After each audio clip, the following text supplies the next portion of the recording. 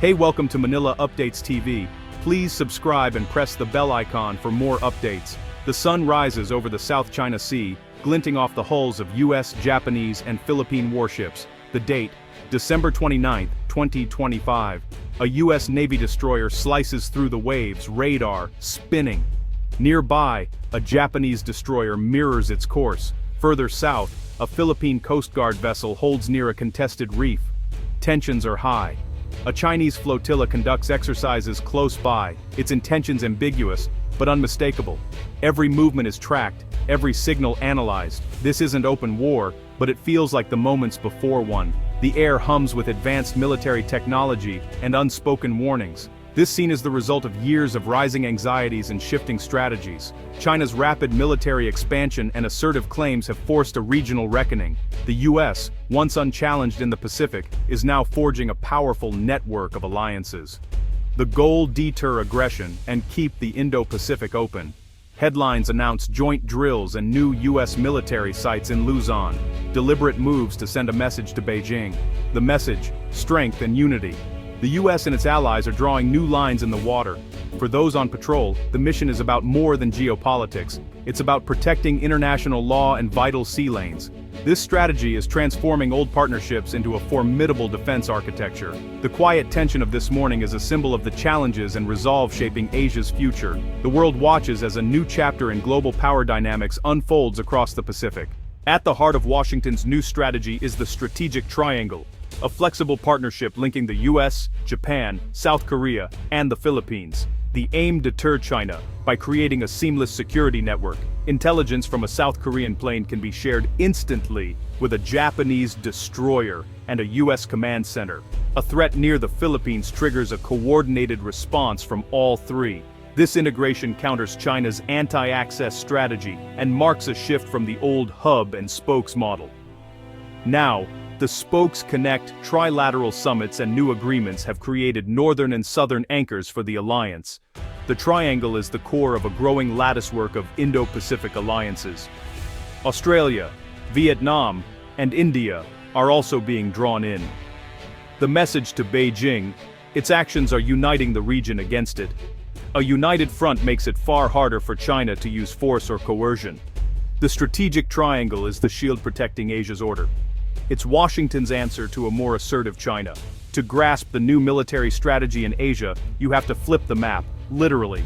Military planners now use an east-up map, placing China at the bottom center and the Pacific stretching upward. This view highlights the first and second island chains, natural barriers running from Japan through Taiwan to the Philippines and beyond. These islands become choke points and unsinkable aircraft carriers, not just dots in the ocean. By placing forces on these islands, the US and allies can monitor and project power deep into China's backyard. The east-up map reveals a defense-in-depth strategy. Layers of surveillance, missiles, and naval forces blocking Chinese advances. Recent US moves, new bases in the Philippines, stronger positions in Japan, more patrols, make sense on this map. Geography becomes an advantage, not a challenge. Island nations move from the periphery to the center of great power competition. The map is the chessboard. The pieces are moving. This new perspective is driving every major military decision in the region. The future of Asia is being redrawn, east up. The alliance's strength lies in each nation's unique role. South Korea anchors the north, its military a frontline deterrent near China and North Korea. Japan, the central pillar, controls the northern First Island chain and key straits, wielding advanced naval and missile power. The Philippines anchors the south, controlling the Luzon Strait, a vital gateway for global trade and China's energy imports. By granting US access to northern bases, the Philippines gives the alliance a powerful vantage point. Together, these nations form a defensive chain. Korea holds the north, Japan locks down central sea lanes, the Philippines secures the south. This division of labor covers vast territory and presents a multifaceted challenge to any aggressor. The US backs them all, integrating their strengths. Its collective security, shared burdens, magnified power. The alliance is more than the sum of its parts. Each link is vital to the region's defense. The US military's forward presence is the backbone of this strategy. Decades of American troops, ships, and aircraft in Asia have underpinned regional stability. Now, that presence is expanding and modernizing. In Japan, over 50,000 US personnel are stationed at critical hubs like Okinawa and Yokosuka, home to the 7th Fleet and its carrier strike group. These forces are being upgraded with F-35s and new missile defenses, and joint US-Japan exercises are more complex than ever. In South Korea, 28,500 US troops deter North Korea and can respond across Northeast Asia. Trilateral cooperation with Japan and Korea is deepening, with real-time data sharing and joint drills. The biggest change? The Philippines. Under AUKUS, the US now has access to new bases near Taiwan and the South China Sea. Upgraded infrastructure allows rapid deployment and pre-positioning of equipment. This expanded footprint gives the US flexibility and reach in a tense region. The US presence reassures allies and deters adversaries. Without it, the alliance would be just words on paper. The US is making clear it's here to stay. The region's security depends on it. The chessboard is set, and the US is all in. A strong alliance isn't just about joint drills, it's about building the tools of defense together. The US, Japan, South Korea, and the Philippines are deepening defense industry ties, co-producing weapons, sharing technology, and developing new systems. Japan and South Korea are industrial powerhouses, now working with the US on missile defense and shipbuilding.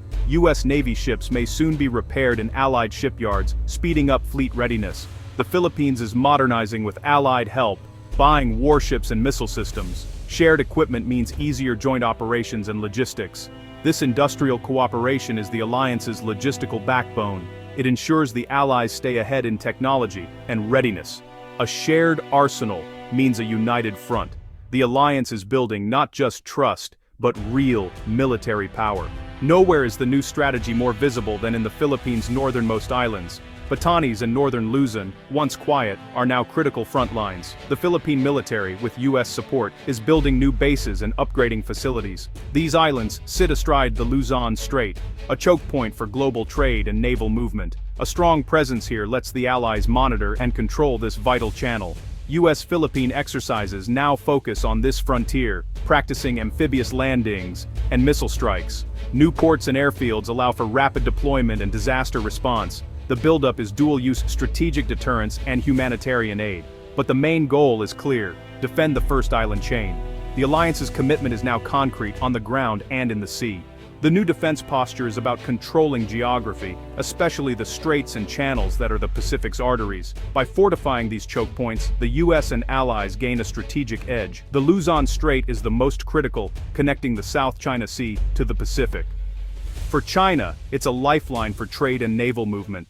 US-Philippine cooperation in northern Luzon puts this passage at risk for any adversary. Further north, Japan has fortified the Miyako Strait, deploying missiles and radar to block Chinese naval access. The strategy dominate key passages, not the whole ocean. By holding these straits, the Allies can bottle up China's navy and complicate any move against Taiwan. Geography becomes a force multiplier, classic naval strategy, updated for the 21st century. The arteries of the Pacific are now under Allied watch. Beijing sees the US-led alliance as encirclement and a direct threat. Chinese officials denounce it as a new Cold War and warn allies of economic consequences. In response, China accelerates its military buildup: more warships, more missiles, more exercises near Taiwan and the South China Sea. Every Allied move is met with a countermove. Joint patrols spark Chinese flotillas, new US missiles prompt Chinese upgrades. The risk of miscalculation grows. A minor incident could spiral into crisis. This is the new great game in Asia, a contest for influence, security, and regional order. The US and allies bet on unity and strength to deter aggression. China bets on its growing power to break out of containment. The outcome will shape Asia and the world. The strategic triangle is Washington's boldest move on this chessboard. The stakes have never been higher.